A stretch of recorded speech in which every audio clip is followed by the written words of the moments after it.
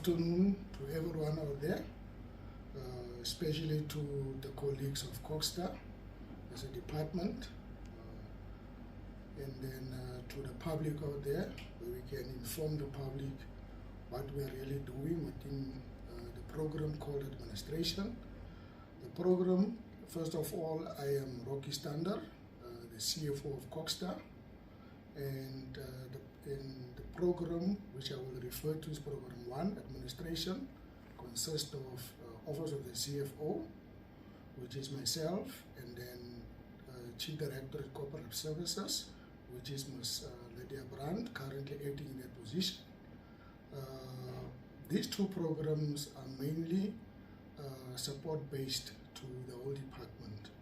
What I mean by support-based is that we need to ensure that whatever services they plan to install, whatever support to municipalities they plan to do over a particular financial year, we are there to assist them and give them the support to make sure that it's run effectively.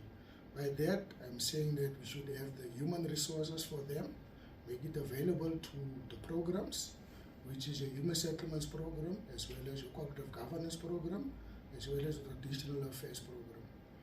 And then coupled with that, we need to ensure that we give them proper budget allocations. I need to say that over the past financial year, we do not have any challenges when it comes to funding.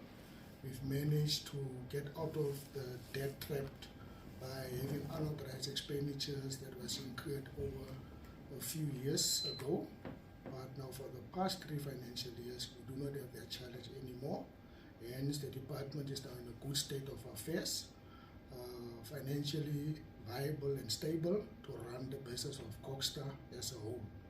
So, be as it may, our main concern is to provide services to communities, and that is where your programs come into that effect. From a finance perspective, as a department, we have managed to obtain a number of unqualified audit opinions with very few emphasis of matters. Our main concern and emphasis of matters for the past financial year were due to money received from the National Department of Human Settlements, and they have basically issued that funding very late in that financial year, and we had underspending in that financial year.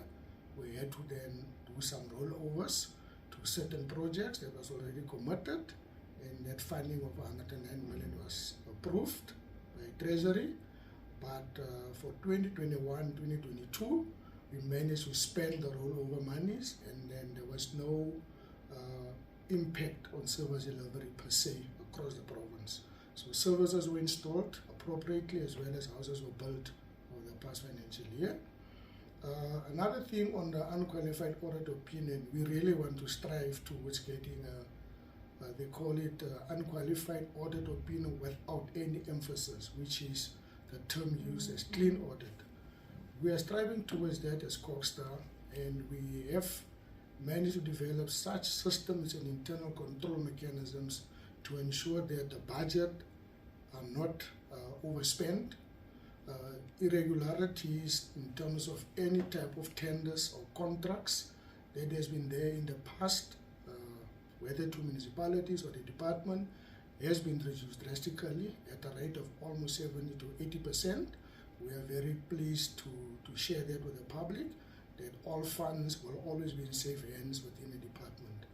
Unauthorized expenditure for us is something of the past. We have realized some savings once more on goods and services to ensure that those monies that we saved for goods and services were mainly to appoint more officials within the department. We do have a serious capacity constraint within the department, especially in the technical positions within Program 2 as well as Program 3, to provide those services to the communities and to the municipalities to give them support wherever applicable.